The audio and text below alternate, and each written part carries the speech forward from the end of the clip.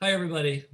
Welcome to the True Community Gathering. Today is, I can never remember the date. It drives me crazy.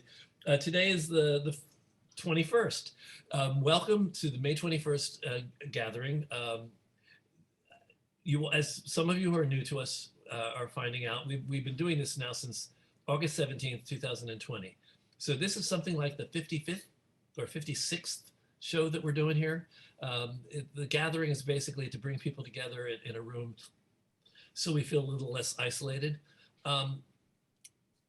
And will it be relevant as we get back into live performance and live theater?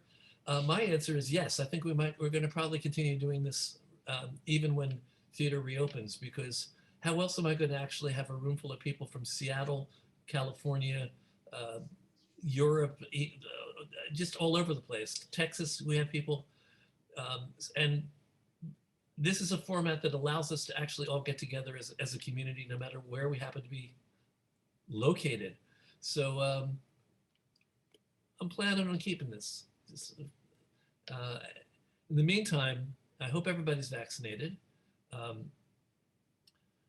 I did an editorial today in the newsletter I sent out, which deals with the people that are the vaccine deniers or the vaccine reluctant. And I don't like to, I'm not pushing my feelings on other people, but I do feel that there is something realistic about saying that the people who refuse to get vaccinated are propagating the situation. They're making it likely to linger a lot longer than it needs to on this earth. And it's not just about us. It's not just about where we happen to be in the United States or in New York or anywhere. It's about the world.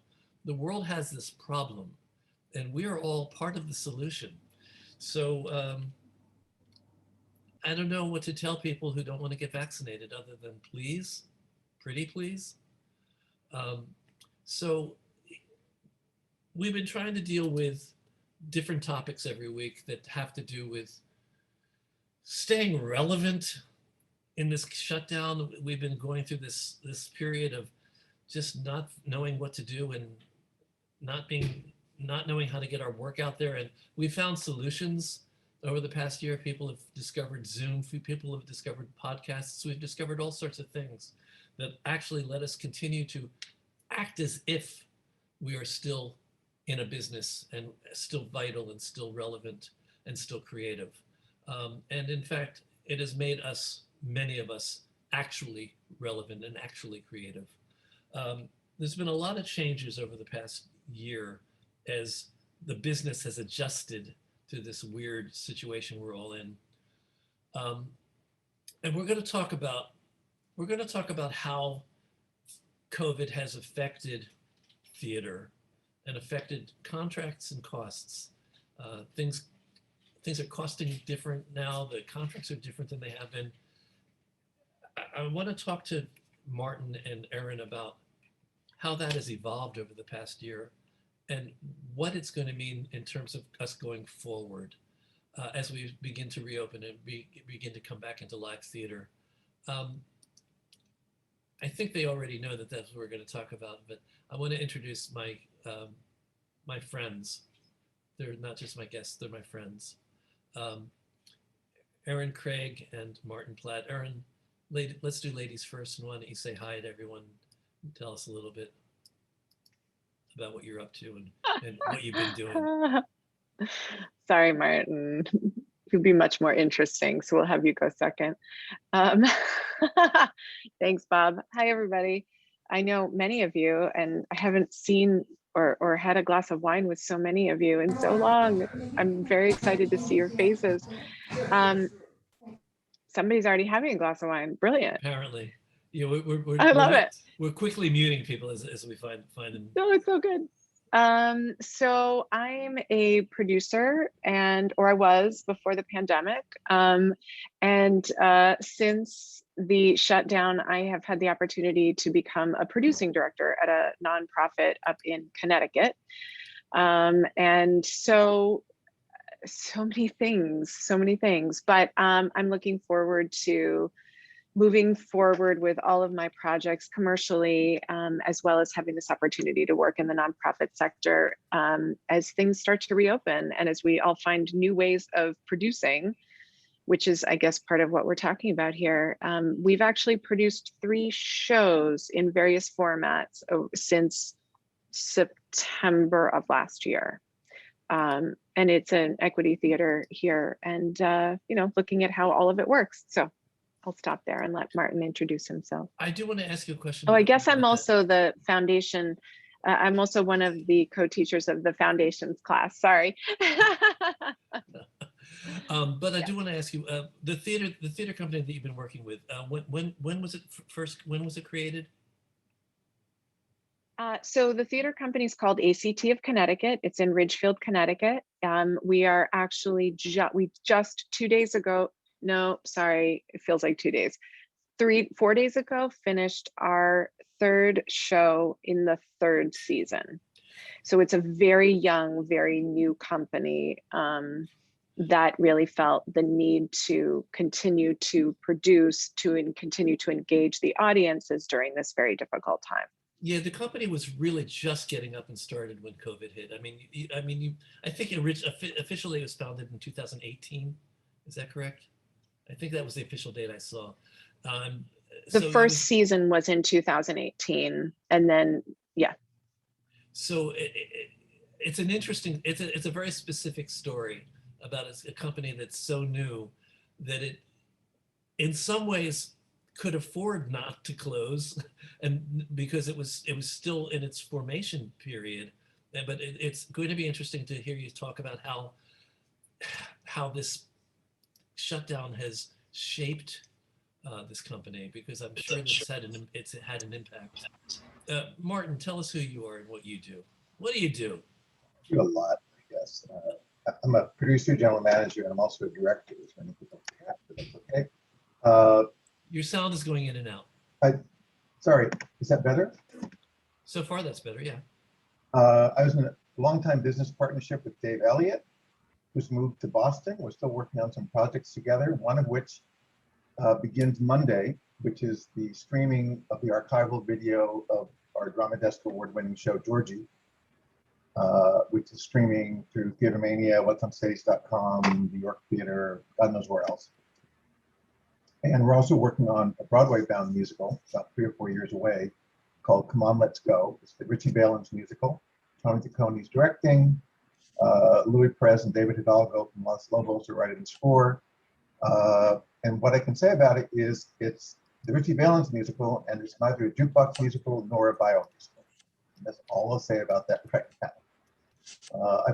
I began working last year with a new business partner, Tim Smith, who I've known from England, who lives here now. We did Woman in Black down in the Kittredge Hotel.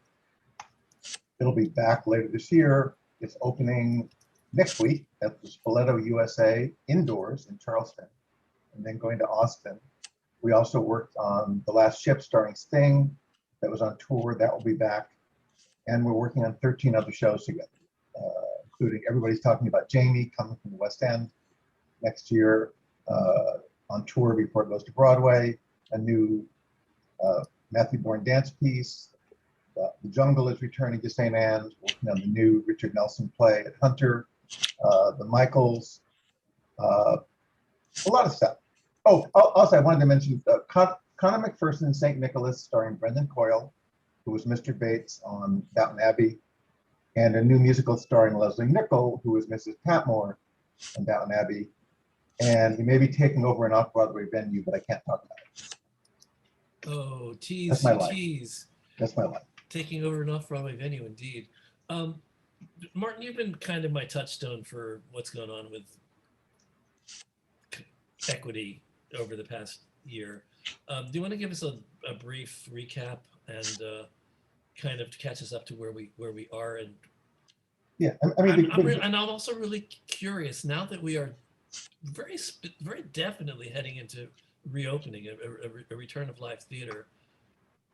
I'm really curious how equity is handling that and preparing for that. I mean, the good news half of the theater world is, I'm also involved in London, is that SALT, the London equivalent of Broadway League, resolved everything with the unions last October. They reopened last Monday, and everything's fine. They have no union problems. As far as we know, and I keep on track, Equity has not resolved anything with anyone.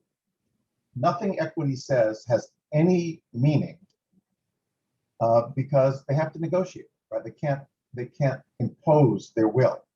They haven't, telling their members they can't work places. I heard another show that a very big off-Broadway company without a home was just told they can't do their show in the fall because the theater they're doing it in doesn't meet these requirements they've invented. Well, So let's talk about what the requirements are that they've invented. There's 32 pages. Well, I mean, they include highlights. They include things like, if your Equity member lives with another human being, this isn't dealing with being sick. You have to move them out of their home into a hotel. They cannot live with anyone. Nobody mentions that one. If they get sick and don't have insurance, the producer has to pay their medical bills. If they get sick and live with someone else, you have to move them out of their home and take care of them, pay their bills, and feed them. They have HVAC requirements that no one can afford to meet, including Broadway. Let's talk about that for a second. I mean, we all understand. I think that's an understandable one, even though it's very difficult for people to comply. And I know that there have been loosenings of that compliance here and there, maybe not with Equity, but it's based on the premise that the virus is less likely to circulate in a properly ventilated theater. But I think as they're finding in England, none of those things have any value. Truly, Bob. None of it. What we know will happen is there's an opt-out at the beginning of these 32 pages of Equity requirements, which is if everyone working on the show, backstage and front of house, are vaccinated, that all bets are off and everything will change. And this is what's happening in the UK. You're vaccinated. The audience has to prove they're not sick. So there aren't any problems, really. I mean, they're being careful. The backstage crew are wearing masks. Actors aren't. Audiences wear masks during the show. But the bars are open. They're serving food. They're serving alcohol. Because if everybody's vaccinated and the audience has proof of vaccination or negative tests, you don't have to do anything. And I think that's where Broadway is headed, because you can't open otherwise. So you're suggesting that you think that Equity is going to come around to this thinking, and we'll. Well, they've already opened the door that if everyone is protected, then you don't have to do anything. Okay. So I wasn't following you. So just so you know, I got confused. There's a paragraph at the beginning of the 32 pages now that says, if everyone that's working for you is vaccinated, the audiences are wearing masks, then basically the rules are all going to change. Okay, I'm glad you said that, because I know that I was invited to a show that's opening, I don't know, I think in September, and I know that it said basically you can come as long as you have proof of vaccination or a COVID test that it's negative from at least no more than a week prior to the performance.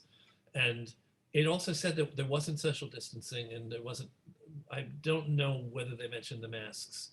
So you're saying that all of the rules are going to be, I think, very different.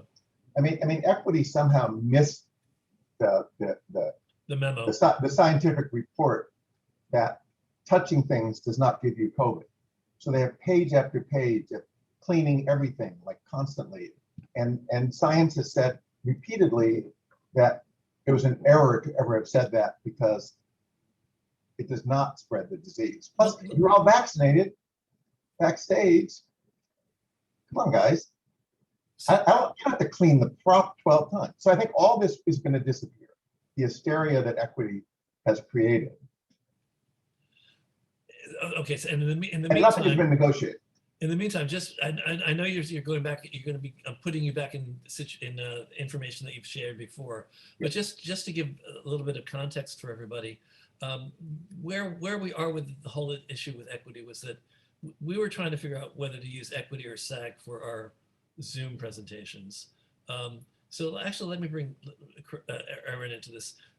Did you have, with your company, did you have any questions going into your productions about which contract to use, and how did you resolve that?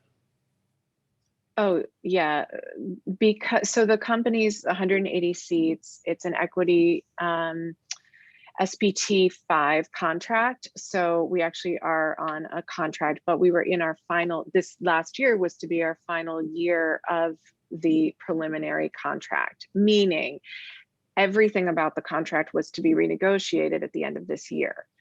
So as equity was quickly laying people off at the beginning of the pandemic, or sorry, they weren't laying them off, they were furloughing them, right? And then it became a situation that we were about to do a production. We did a very small production of the last 5 years in the fall, which was both live streamed and in person with 50% capacity. We were legally allowed at that time 50% capacity with social distancing. That meant we could have 40 people in the house. We were able to get the rights for streaming for that production, so we were able to do that, and we had 4 weeks of a run with audience in the theater as well as audience at home. We basically couldn't, how do I say this without, putting it out in the world? The reality is that we had to go through the whole process with equity of trying to get approvals for the fall. And we had made a very, very clear plan, which included complete bubbling, right? The rules are very different now. We know so much more than we did at that time. But nobody was allowed to go anywhere without except for within their bubble. Everyone involved in the production was in the same housing. We tested 3 times a week. We tested twice prior to that. The audience was required to wear a mask, was required to do a patron health safety certification Google sheet before they walked in the building. Their temperature was taken, which we now know really, is what it is.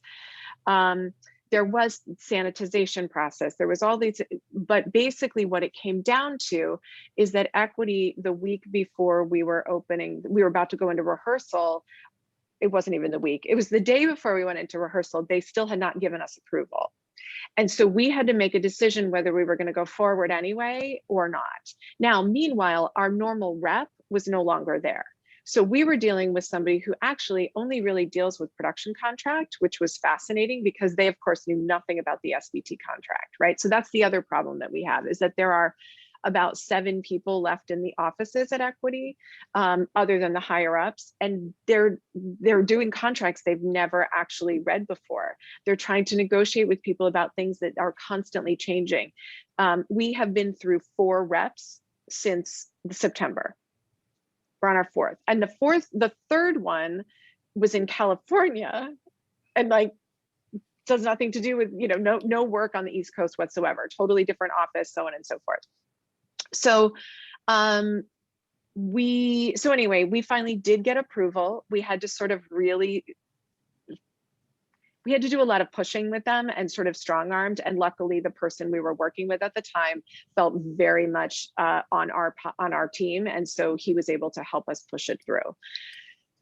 We were waiting for someone to show up. We're only an hour or 10 minutes from the city. We were waiting for somebody to show up from equity in the building and basically tell us we weren't doing what we were supposed to be doing, right? That sort of thing. Nobody came. They never even they don't have the energy. They didn't have the time or the energy to do it because there were so many other bigger problems. So we actually did a full-on musical with an audience, no masks, singing with no masks, and it went swimmingly. 4 weeks, not one positive test, not one questionable test, not one person with a symptom. And it was great. It was really, really exciting, and it was really great. Then we went into what our next show was going to be, and that was to be in January, February. It was going to be 6 people in the cast. It was Stephen Schwartz's Snapshots. And we started to not really know whether the things shifted a lot. Equity's rules continued to change. Problems kept continuing to come up. And we were like, what do we do? We're never going to get approval. Now, we bubbled everyone on that. We did all the testing in advance, but I knew that at that moment in time, I couldn't chance with these 6 actors coming from all various parts of the country, because they were no longer in New York, all of them, that we would not get the approvals, and we couldn't afford to go down a path of doing a show and not do it, because we couldn't, just as a young company with a very small, you know, donor base, so to speak, so far, we couldn't afford to do that. So we made a quick decision to go SAG, and we captured it. We filmed it offsite. We captured it. There was no live audience. And it was a very different situation, but we still did rules. So like SAG requires a bubble that is, you can go home to your people. Like don't have to stay in a hotel. You don't have to stay in an isolation tent. You don't have to stay in one place. Like you can actually go somewhere else. And so but we didn't do that. We did a true bubble. We housed everyone. We were very fortunate that a lot of the people in this area decided to go to Florida and not come back for a while. So we were able to get donor homes and things like that to house people. But it was very expensive. It was very long days. The actors were very confused by the fact that it was a SAG contract, because the rules are very different. But Equity didn't come after us. Nobody paid any attention. We just did, what we just finished was a concert version of Into the Woods. 17 actors, 13 musicians on stage in our small space. We had a 50% capacity. We had 90 people in the audience every performance. We did it for a week. We did 8 shows in a week, which we don't ever normally do. And we didn't do it with any union jurisdiction. We called it a concert. The actors were paid well. They were happy to be working. It was not a show. There were no costumes. There was great lighting. Not a word, but that was a choice on from a business perspective to not have to get caught up in the equity. No, because we couldn't afford to go down that path and then stop. So what we're doing, and shortly thereafter in this week, I've actually already reached out to Equity about the next rules. And literally what I was given was, yeah, you're correct. They haven't made any new regulations or rulings since March. And I said, okay, but everything has changed since March. And they're like, yeah, no, nothing new to say. We're working on it. My understanding is that at the end of June, they're expecting to sort of start this new process, but I don't have any facts on that. They're like, and everyone keeps referencing, all of the employees keep saying they don't know.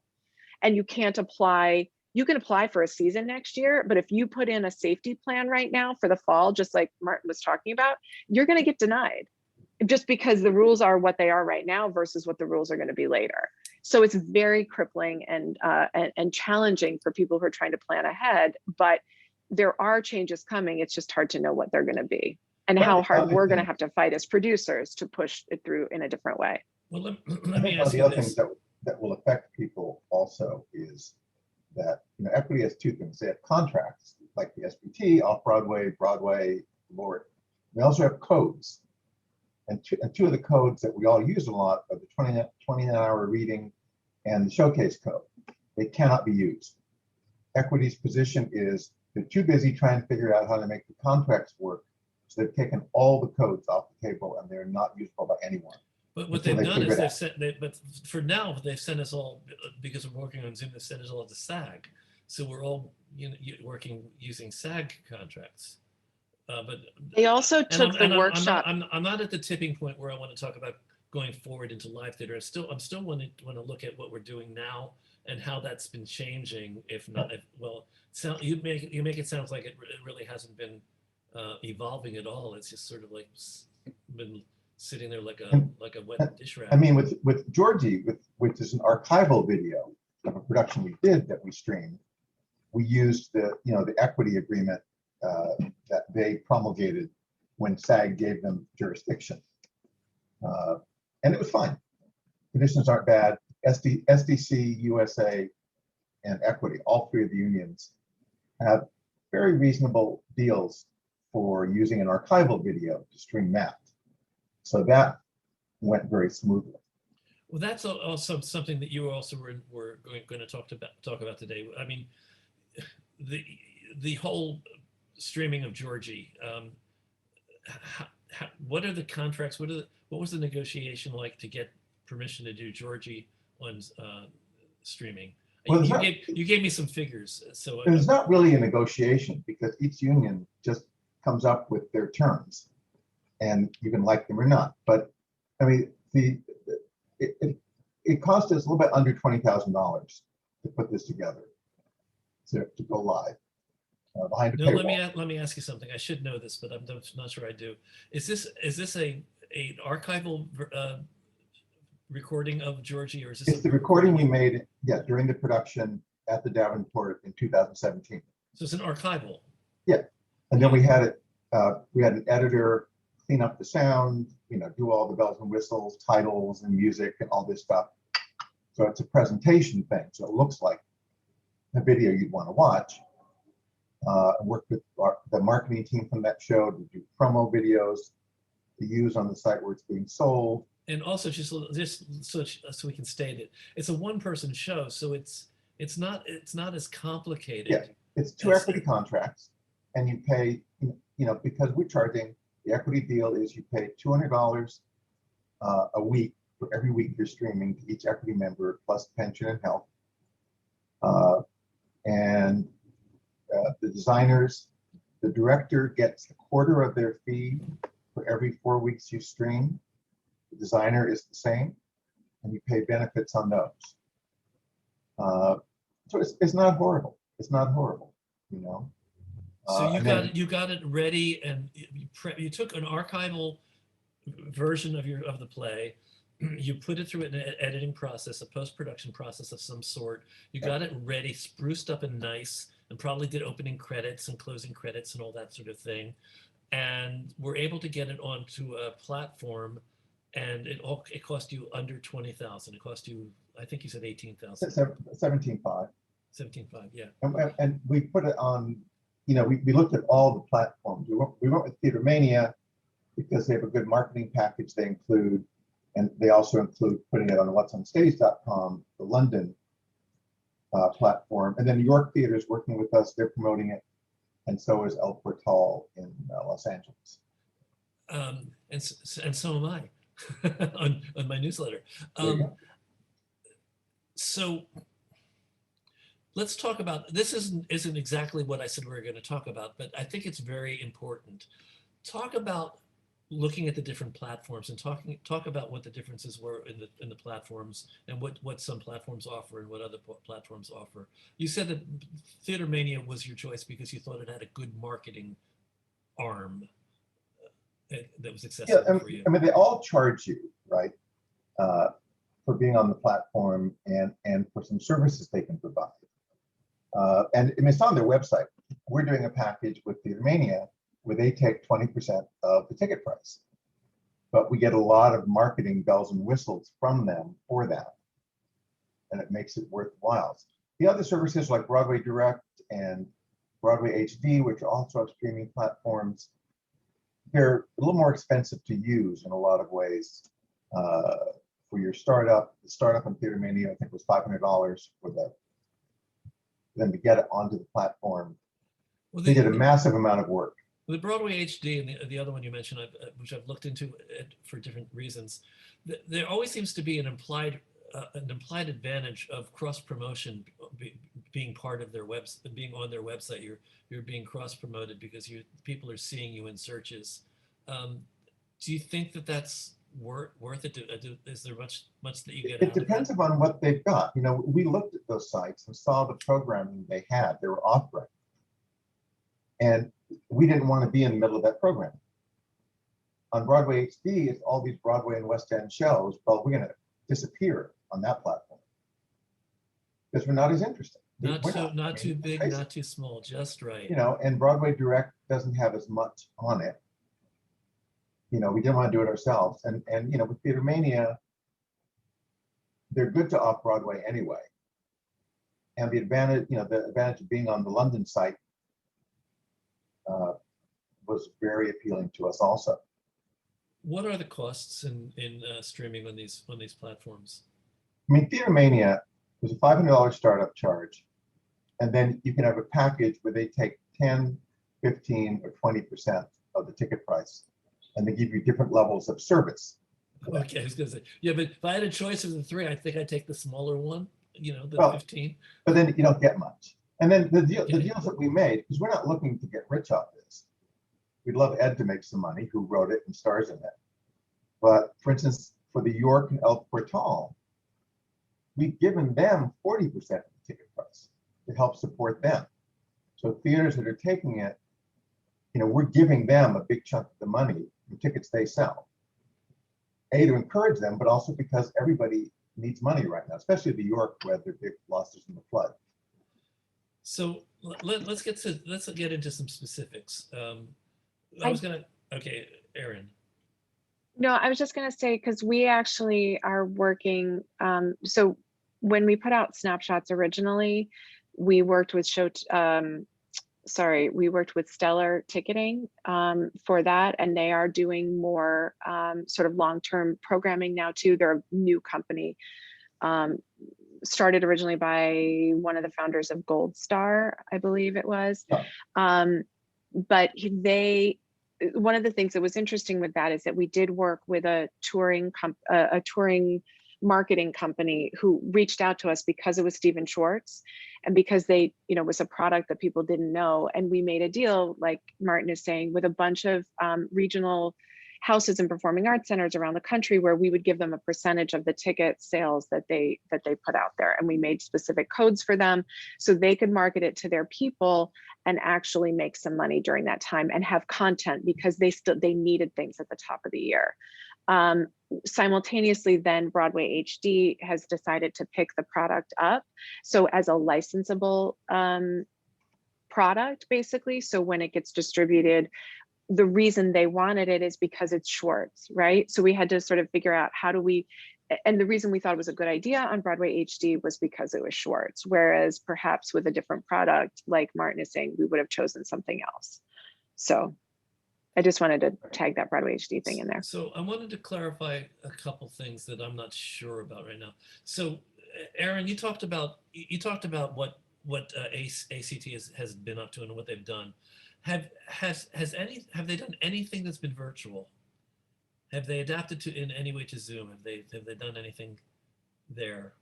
So we did some things back in this. Our gala last year was completely virtual. We created a drive-through because it was in the summertime. So basically, people could buy their tickets for the event, and they would watch their video. They would watch the video component, but before that, they would drive through our driveway and parking lot, and we had a red carpet set up. We had a step and repeat, and the cars would be we would take photos of them with the cars, with our founders dressed up fancy, and they would pick up, and someone would put their meal in the back of the car. So it was this like really great experience, right? The whole idea was, how do we keep the community engaged with the experience? That's all that it really was.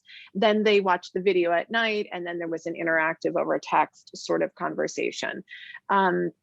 It was hugely successful for us at the time. I mean, people just wanted to be a part of something, and it was summertime, and it was easy, and they could come in their bathing suits to pick up their food if they wanted, because they never got out of the car, right? They left their masks on, they never got out.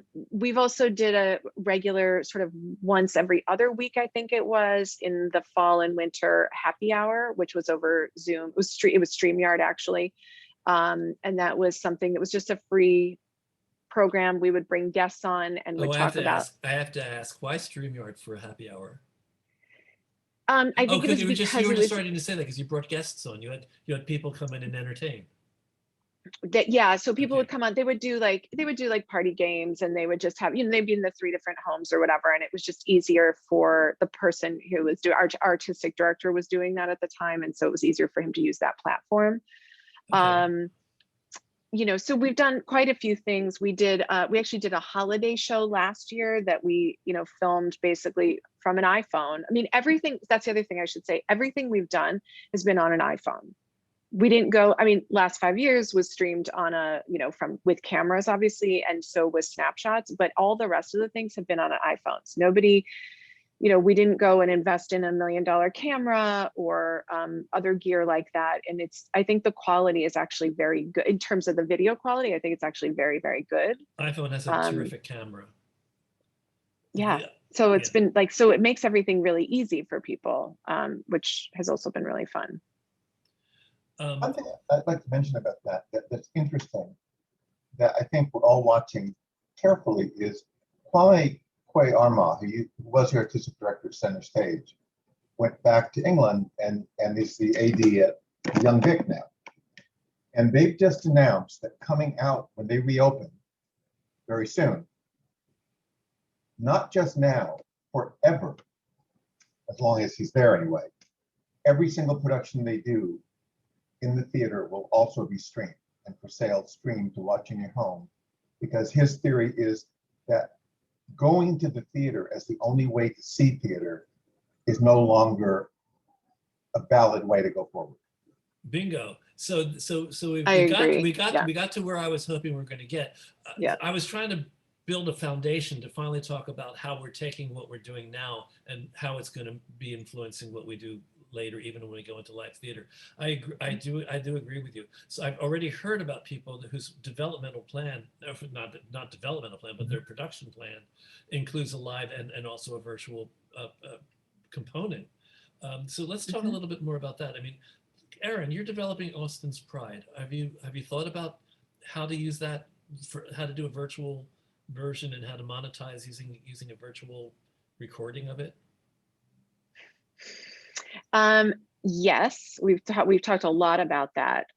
We actually made it very clear to so I think every project is different, right? I actually think that not every project like belongs, for example, on Zoom, right? That just like, we knew that with Austen's Pride, doing something on Zoom was a terrible idea. There was just it was just a terrible idea. However, I'm working on a project that is meant to open in the late fall, like holidays in New York, that I will not do without the streaming rights, because I believe that that is indeed the way in which the project is going to have the best life, and have the best opportunity for success for its investors. We had every intention with Into the Woods to stream it, but their streaming rights are not available. So if you're a regional theater that relies on not new product, but things that exist in the canon, not all of them are available for streaming. Like Sondheim doesn't allow streaming without very special, permissions, right? It's a very special permission thing. There are other projects that, I believe, I'm not of the mind that the streaming hurts, if you do it the right way, hurts the live performance. I think it's all about strategy. Everyone who takes my class knows that's what I love to tout all the time. It's like, it's all about strategy, and every project is a little bit different. So figuring out how that fits together with your project, and it's a lot more negotiation for your general manager. There's no question. Everybody is not on board from the union perspective yet with what that means and how you can stream and how you can actually, what that agreement wants to be, but it's going to have to be fixable. It's not about the number of people in the seats either, right? It's about the gross potential dollars, not about the bodies necessarily, and it's how they correlate. And I have a sort of secondary question for you. Prior to COVID and shutdown, did you put much thought into streaming as being part of your plan? Yeah, so you've thought about it before this. I did, because Martin says no, but yeah. Yeah, I never have. So I've always thought that. Oh, I wasn't. I wasn't. I just knew that that there were certain projects. For example, Austen's Pride is a great example of something that wants to have its outreach from a marketing and a branding perspective all over the world. It's about Jane Austen. It's about Pride and Prejudice. It's something that is beloved and is a story that's accessible. It doesn't mean I have to sell it to, I have no interest in, for example, with that project, selling that to Broadway HD, right? That's a totally different marketplace. That's a much different conversation. But I believe, I have a play that we've been talking about filming before bringing it to Broadway. And now it's interesting because those things are happening simultaneously, right? Because people are more accessible to it. It was just like, so I think there was a lot of resistance previously, but I think, again, it's about looking at every show differently and sort of deciding what is really best for that product. There are other shows that maybe I would say, you know what, this isn't about streaming. This one doesn't need to be captured. But I do believe but there are some that I felt very strongly that would help its worldwide accessibility and not hinder it. So Martin, have you, in the past year, have you actually done anything on Zoom, or have you been basically preparing for the return to live theater? Except for endless meetings every day on Zoom. None of us do that. I was going to do a Zoom project, but it got too complicated and too expensive. But I think, we're going to learn a lot about streaming in fall, because Diana, who recorded their show 5,000 years ago, are going to broadcast it. I think it's on Netflix, right? It's going to be out on Netflix in October, and they open on Broadway in November. And that's possibly the most dangerous thing I've ever heard of. Everybody says that, but think about Legally Blonde. Legally Blonde, it wasn't a disaster. It actually helped their tour. It was right. It closed them on Broadway. I'm not sure if that closed them on Broadway, but there is sales flatlined and went down. There is some thought that the Legally Blonde television, the televised Legally Blonde, increased interest in the show when it toured. I don't believe Legally Blonde was ever recouped. So, well, all right, but it has been done. It has been done, and I've actually had producers from Legally Blonde talk about that they felt it was successful. They felt that televising it was successful for them. Well, they would say that. Well, of course they would, but they also had they made good arguments. Yeah. I was convinced, but I'm young and foolish. But this is the first time I think we've ever had a show produce the entire show before it opened and put it out to people before anyone's even seen it. So the show is going to be reviewed by millions of people and critics long before anyone's ever seen it on stage. Dare I ask Jane Dubin for her thoughts about how the televised version of The Prom helped or hindered the show? Sure, but the Netflix movie, number one, is not a film version of the show. It's actually a different story. It doesn't have the Broadway actors, and the show was not running on Broadway at the time. But the movie has created a lot of interest in the tour, and the tour actually got longer. Additional stops were added between, after the movie came out, and I think it's, I joke about this. My class has heard this, but that the people who go see the show on tour will think that the show is an adaptation of the movie because that's their point of reference. But I think that's I'm not sure that that's a comparable example, because the Broadway show was the show, the movie was an adaptation of the play, and it wasn't running. So we don't really know yet, because there's no, but it's definitely heightened interest in the touring version of the play. And I realized I should have asked Erin the very same question, because Erin you were also on The Prom, weren't you? You weren't? Oh, okay. Okay, so I was just a big fan. Oh, that's what it was. Okay.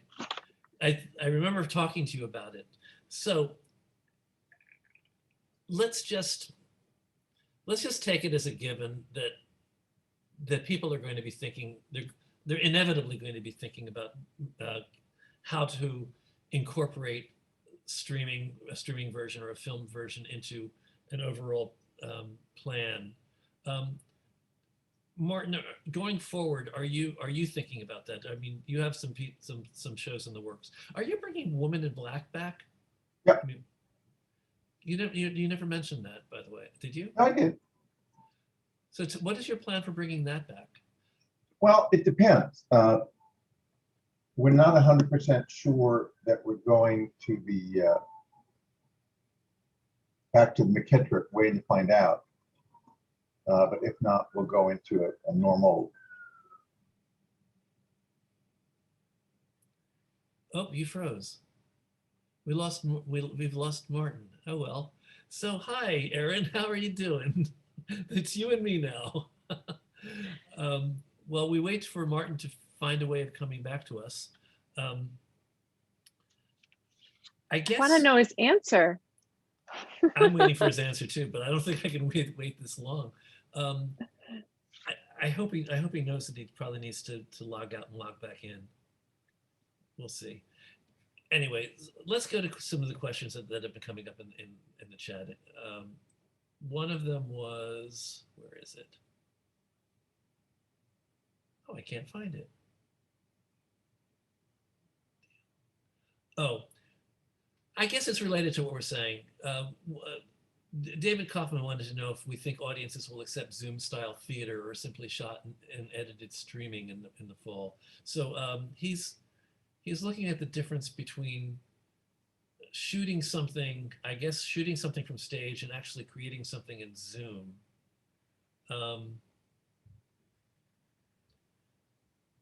My answer to that was probably be, it depends on how well it's done. You know, if you're just gonna put up a camera and shoot something and then stream it, I'm not sure whether it's going to be successful. Well, Zoom style theater, let's clarify that term. Zoom style theater, I think you mean, David, people shot in isolation and then put together in post-production editing. David, are you there? Yeah. Yes, sorry. Yes, I was wondering about the, because people during the pandemic, they accepted almost any kind of theater. But if it's going to be in the fall, Broadway is open. I think people are going to want more like Netflix style of video productions, what my gut is saying.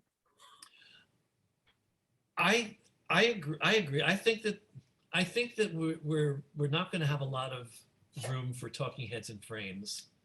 I don't think there's going to be a lot of tolerance for that. On the other hand, I do want to say that in terms of doing a play reading or a developmental reading of a new work, talking heads and frames is not so different from talking heads in front of you with music stands. Basically, many readings that we see, the actors are face forward and speaking out to us. They might indicate that they're talking to each other, but not always. Erin, what's your feeling about readings that are done in Zoom? I know what your feelings are, but I'm going to ask you anyway. I was like, I'm the wrong person to I know ask you are. Go because for I it. hate Go. them. But I think Jump. that the interesting thing, about it is that it does allow for us to show support and be there and be a part of something in a way that we couldn't during this time. I also think it is a great way to capture content that you can then perhaps edit down into something else. I know that's one of the things that I recommend to people if they're going to do a Zoom reading. I always say just record it because there's information there that you can use perhaps in another way, even if it's just as a promotional. I'm not suggesting it's something you sell. Nobody wants to do that. But I think, I do think it gives us opportunity where we don't have it. It gives us new ways. Look at what's happened here with True, right? It gives us new ways of interacting with people that we wouldn't have otherwise probably been able to be in the room with quite as often. I do think the other thing that has been valuable about this is that it allows us to, once we figured out how to do the recording of music, it allowed us to have other ways of recording songs and having a music video or having, again, content that we wouldn't have otherwise had, or that would have been would have been much more cost prohibitive than, in another time prior to the pandemic. So I don't necessarily, I know I have very little interest in watching things. I think it's been very valuable for people with their Zoom opportunities for benefits. Like, I think that the benefit that you guys did, Bob, and your whole team was very successful. Houses just did a reading that unfortunately I didn't get to see, but everybody said was extremely successful and gave them all the information that they needed. Do we think it's a monetizable thing? I don't think that it's monetizable, if that's a real word. Although we actually talked to somebody, it was last week or the week before, who has been doing a weekly show. Well, Adam Ray Siegel. Don't you know Adam Ray Siegel from PDNP? He's in Masterclass, I think. Yeah, but I think he started off. Maybe he didn't start off in your class. Anyway, he produces a mentalists show called Reconnecting, and they've been doing it for a year, and they actually have managed to monetize it, not just through audiences Great. on Monday nights, every Monday nights, they sell out every Monday night. They're not making a fortune from that, but what they are making a fortune from is they're making a fortune from corporate.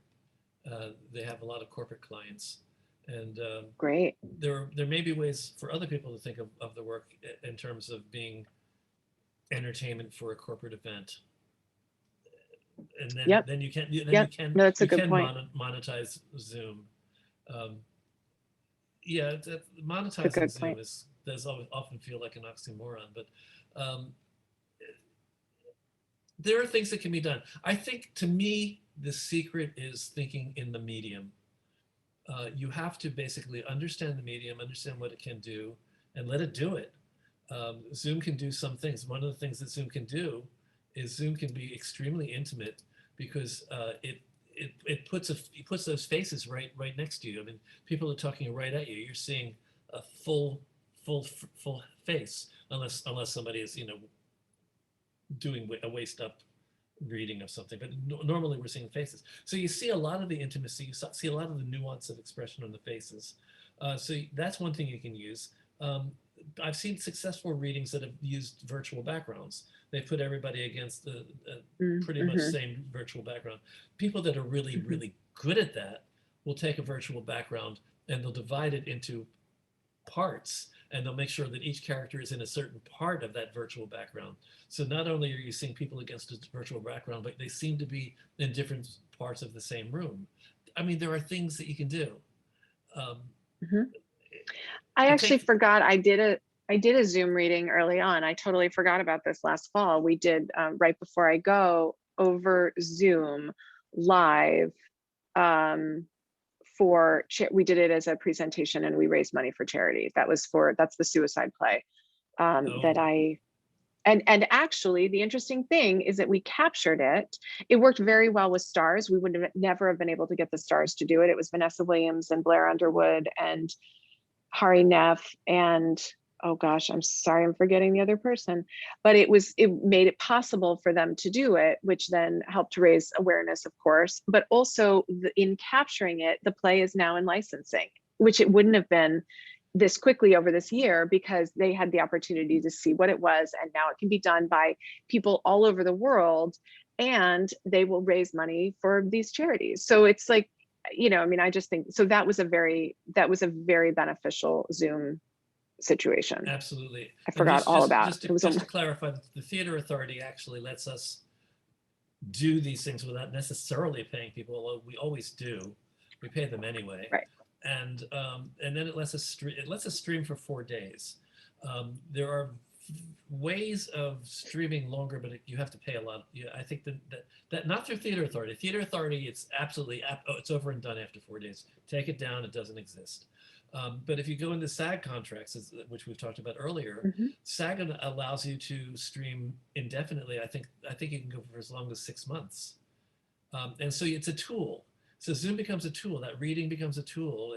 It's something you can use to get it out to people so they can see the work, which obviously worked for you, and obviously did help it get licensed, which I didn't know. Which is that's a great story.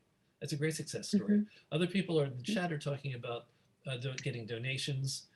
Yes, that's right.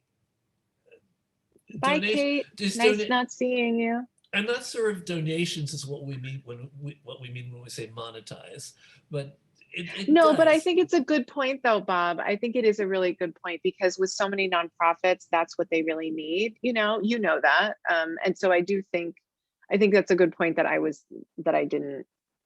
didn't say. So thank you for chiming in on that. So now to go from the transition to here from now until like in the next, I don't know when, month, 2-3 months, what is ACT going to do? What have they learned from Zoom that they may take with them going forward? Or are they just going to just shrug it off and just do what they planned on doing before the shutdown? I can't help thinking that the shutdown had to affect everybody. You have to be thinking in some different ways. Yes. Well, it was interesting. Our annual gala was a part of this Into the Woods in concert that we just did. And we did a live in-person gala only 90 people in the room, which, as people know, when you're in a room with a very small group of people and you're trying to do things that you would normally do in a gala in person, it's a very challenging idea. So we changed our structure tremendously, but also we were not able to financially say, oh, let's bring in a film crew and do this and have a virtual paddle raise, or have a, so people from home could contribute. So we did it all through our phones. And I think that one of the things that we definitely knew, and we knew this in advance, but it was confirmed after going through it, was that having a virtual component to the event was going to get to some of our big donors. A lot of our big donors were not coming in person. So we didn't know at the time that we chose Into the Woods that they weren't going to give us any streaming rights. We didn't know. So we had to sort of balance that out. And I think that going forward, we're asking for streaming rights on everything, regardless of, come in, regardless of what happens, because we want to know that we actually have a backup plan if we need it. Also, I think our selection of projects is shifting, not only because we want to ensure that we're representing all different demographics in our programming, which, being a young theater in a very specific area, the goal had always been to just ensure that the audiences knew that the theater was here. And I think as we go forward, it's very important that we continue to diversify and bring new audiences in, and that will be not only from in person, but also from, with the streaming opportunities. But I also think that that's just that I don't look at it any differently as a nonprofit or a commercial producer. I just think the means and the ways in which we do it are different, right? And the contracts are different and the opportunities are different. We never built an outdoor stage because we don't have this appropriate space to do that. However, we are partnering with other organizations, and the community aspect of it, I think, is even greater. So taking something that, I've always felt was very important in a commercial project, which is partner opportunities, is very important in a not-for-profit, not just in the community, but they're beyond. And so it's like, how do we take those opportunities and say, okay, look, there's additional exposure because it's something that can last forever, right? Versus being a live performance that doesn't have the same perpetuity of capture, so to speak, right? A car dealership may sponsor a live performance. It's only for 26 performances, but the car dealership that sponsors and gives money to the capture is going to get a lot more value out of it, and therefore give you a lot more money. Right. So it's those kinds of things that we've learned from as well. One last question. The space that ACT works out of, is it compliant at the moment with all of the equity nonsense? I shouldn't call it nonsense, the rules. Does yes, it have the HVAC filtration and all that? So we went through the process. You guys are set. You're ready. Well, I mean, until there's something else that says that we can't do it, I believe that we've done everything that we can possibly do to make the space safe and healthy for everyone involved. And you would have to talk to our employees to know that. I think our casts have been extremely safe and comfortable, and we've got these little air purifiers with 6 different filters in them all over the building. We've got the MERV filters that we replace every 6 months in the big HVAC. We've got the doors open. We've got the screens on the way. I mean, it's just, I had no idea the things that we would learn, but in order to try to and get ahead of it, we did what we could do. We're also a building that, although the building's been here for many, many, many years, the total renovation of the building was only 4 years ago, right? So we're not in the same situation that some of these other institutions are, where they have buildings that are 100 years old, right? It's a very different conversation in that we have different challenges, right? Yeah, the costs of renovating a theater to make it compliant are pretty prohibitive for most. Yeah. For most of them. Yeah. There was a quick question. I just wanted to go back here this real quick, this one question about Austen's Pride, because I want to just clarify. Is that okay, Bob? Sure. So Larry was asking, I believe Erin said she chose not to stream Austen's Pride because she didn't need to, because the Jane Austen name was enough to sell the show. Actually, it's the opposite. I actually believe that streaming the show is very valuable with this product, because it is indeed something that is accessible and will be reached, will reach more people because of that. And I think that that helps us to build a stronger brand for licensing. So for example, this Snapshots show that we just did here with Stephen Schwartz, the fact of the matter is nobody knows that thing. Nobody cares about that show. They didn't before. Now that it's going to be out in the world on Broadway HD, there's going to be, I don't know if I'm supposed to say this or not, but there's hopefully going to be a cast album made out of it at some point. It will only help licensing, which only helps then the authors.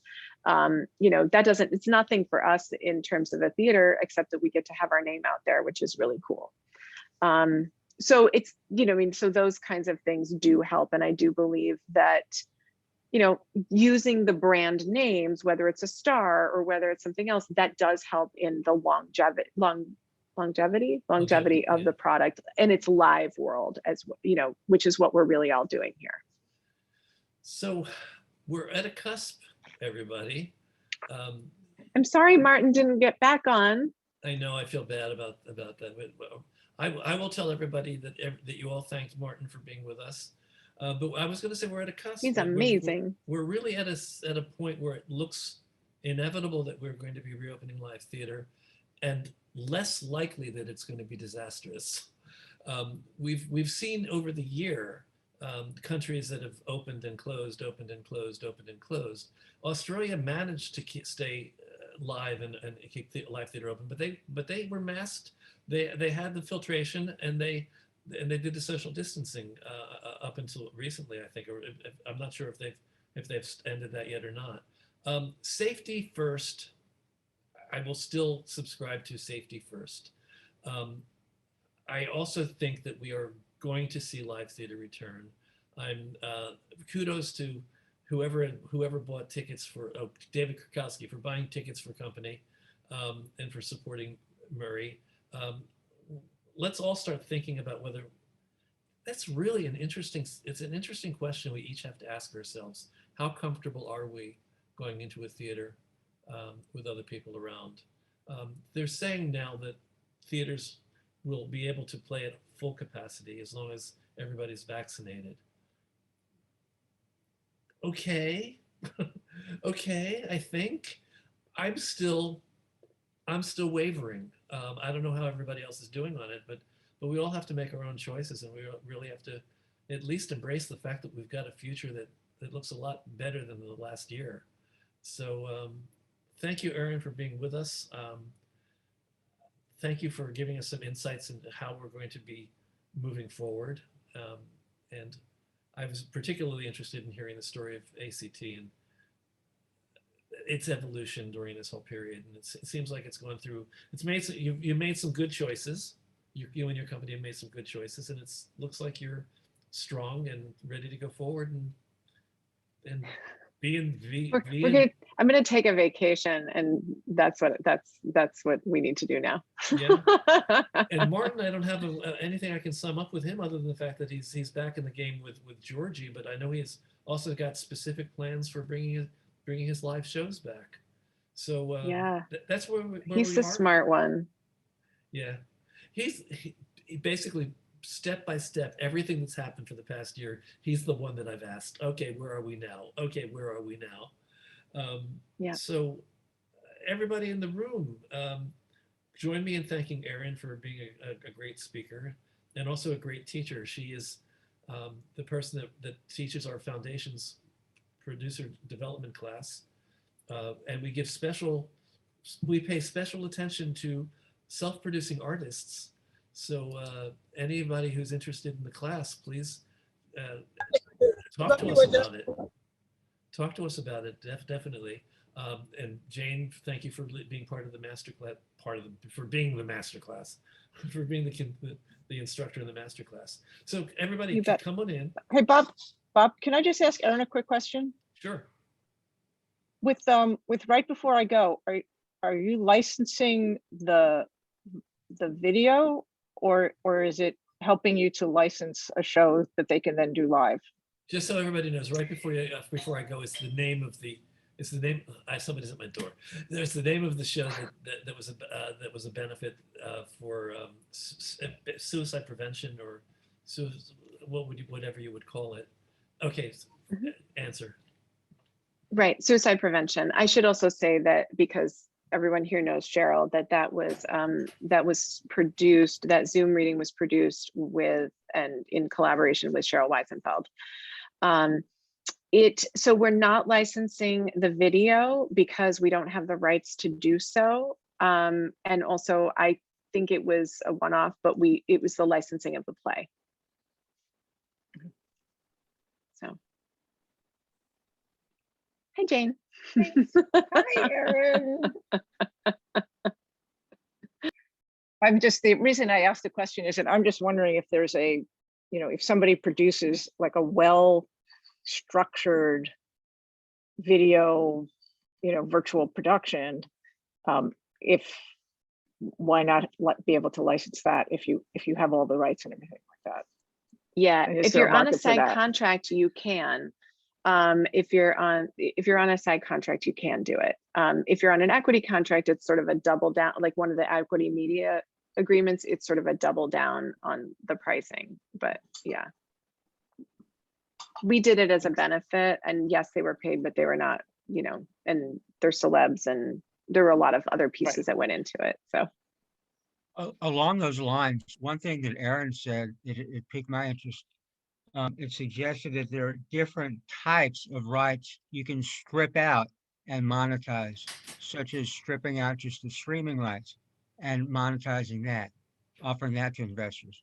That right by right, you can strip out certain assets of a show and raise money for those. So here we are at the end, starting all sorts of new conversations. I'm actually going to do a last final thank you to everybody. Thanks to Martin and thanks to Erin for being with us today, and a reminder to everybody in the room that we wouldn't mind you supporting us with a donation. If you want to go to trudonate.com and give us a donation, wouldn't mind it, not even a little bit.